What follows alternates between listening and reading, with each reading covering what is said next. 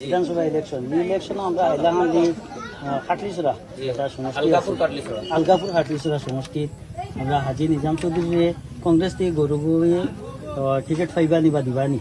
আচ্ছা, আমরা আজকে নারায়ণপুর পার্ট 4 থাকি আজকে হাজি নিজামুদ্দিন চৌধুরী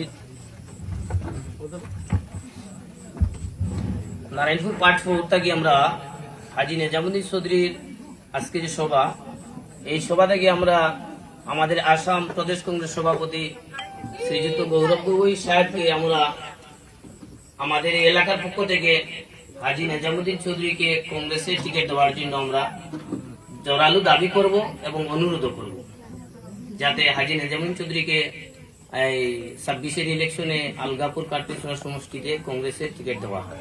যদি ওনাকে কংগ্রেসের টিকিট দেওয়া না হয় তাহলে আপনারা কি করবেন? যদি দেখেন হাজি নিজামুদ্দিন চৌধুরী যেহেতু হচ্ছেন আমাদের বিগত দুইবারের এমএলএ, উনি আমাদের সমাজের সর্বক্ষেত্রে উনি সাহায্য সহযোগিতা এবং সমাজের কর্ম করে যাচ্ছেন, তাই উনাকে আমরা অত্যন্ত ভালোবাসি।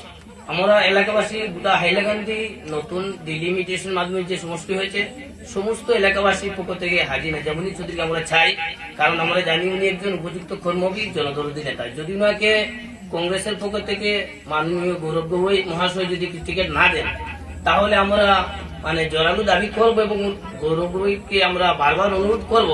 এরপরে যদি উনি আমাদের অনুরোধকে পাত্তা না দেন, তাহলে আমরা হাজি নিজামুদ্দিন চৌধুরীকে নিয়েই আমরা ইলেকশনে পদার্পণ করব। নিজাম চৌধুরী জিন্দাবাদ, নিজাম চৌধুরী জিন্দাবাদ, আলগাপুরের বিধায়ক হাজি নিজামুদ্দিন চৌধুরী জিন্দাবাদ, নিজাম চৌধুরী আগে बढ़ो हम तुम्हारा साथ है।